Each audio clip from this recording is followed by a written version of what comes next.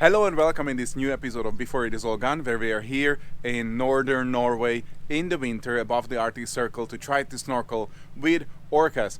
It's a little bit difficult because most of the time it's snowing like just now, and actually 21 hours of the day it's dark as right now, and it's really cold, but we will try our best. So come with me and check out how this trip was and if we managed to see any orcas underwater or not. We flew in to the cute and cold town of Tromsø in northern Norway, but as usual, our adventure started from even further. Our ship, the Bergsund, was waiting for us in Skjervøy, 3 hours north from Tromsø. This cozy and sturdy ship was our home for 3 days and the base of this crazy expedition. With only 3 hours of daylight a day, we spent this precious little time gearing up or already heading out looking for orcas in the zodiac. It was below freezing every single minute we spent there, and the water, well, it wasn't much better either. To add to these hardships, it was mostly snowing, which reduced the little light we had, and also the visibility. Oh, and we didn't really see much on the first day, and we didn't even get in the water. The second day, we braved the elements, and even though we knew a storm is coming, we rushed with the Zodiac pretty far from our ship. The orcas were gone by the time we got to the area. Maybe the dozens of humpback whales made them uncomfortable. The whales were really close and all over us, but they dove every single time we got ready to jump. Day 2, no orcas, no swim.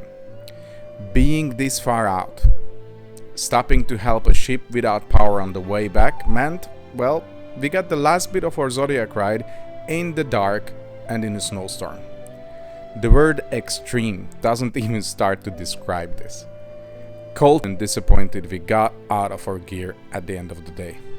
And well, the day ended and the night came at 1 p.m.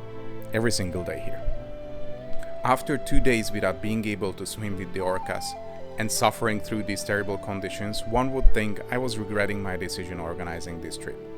But crazy enough, with all the difficulties, I was already happy for doing this trip.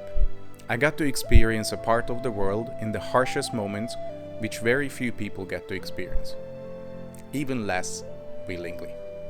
An uncomfortable but amazing experience. We decided to push the limits on our last day and started the day at first light, and we did get rewarded. We found orcas. Or I found orcas. We spotted the first orcas maybe 10 minutes out in the Zodiac, and from that moment we were either following them or right next to them until the sun went down. The dark snow clouds meant we had very little light, and using the wide-angle GoPro cameras in these conditions resulted in, well, less than perfect footage. But the experience was amazing. Orcas everywhere, some navigating, some seemingly playing, checking us out while spy hopping. The best of all, the adrenaline building up, knowing we're actually doing this. We're going to swim with orcas. The first jump wasn't great, but on the second we all got the moment we came here for.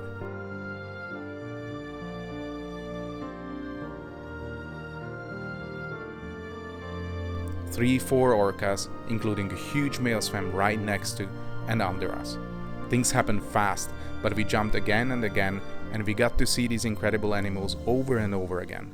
We saw them so close that at moments we felt if we reach out, we could touch them. Well, that's how incredible the human eye is, and the footage is the living proof how limited technology still is in extreme conditions. Only after we got back to the ship and saw the videos did we realize that this experience was only meant to be lived in the moment and not to be shared. One could argue this made the encounter that much more special. At this point I would say enjoy the videos. Rather than that, I will say now try to find the orcas in the very dark and very grainy footage what we all managed to get.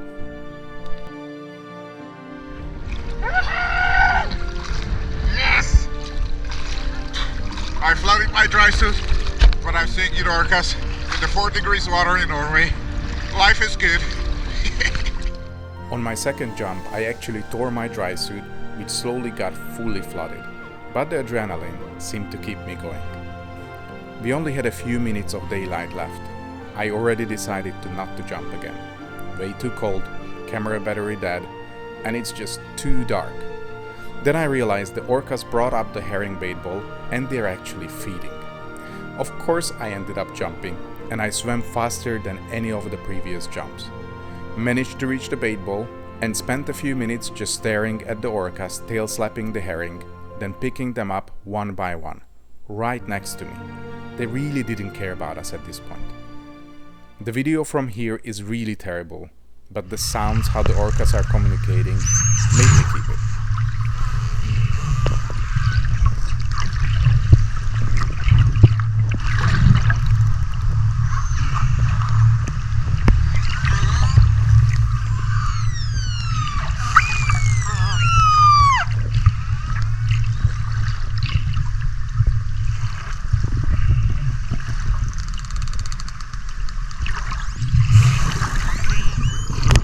My craziest and most extreme trip yet, with a group of incredible friends. I'm happy with every single minute of it. Happy for the cold, happy for the snow, and the almost eternal night. All of these made the experience so much more than simply swimming with the orcas, but one I don't really have the right words for. So if you want to experience it, you just have to be brave enough to do the trip yourself. Good luck!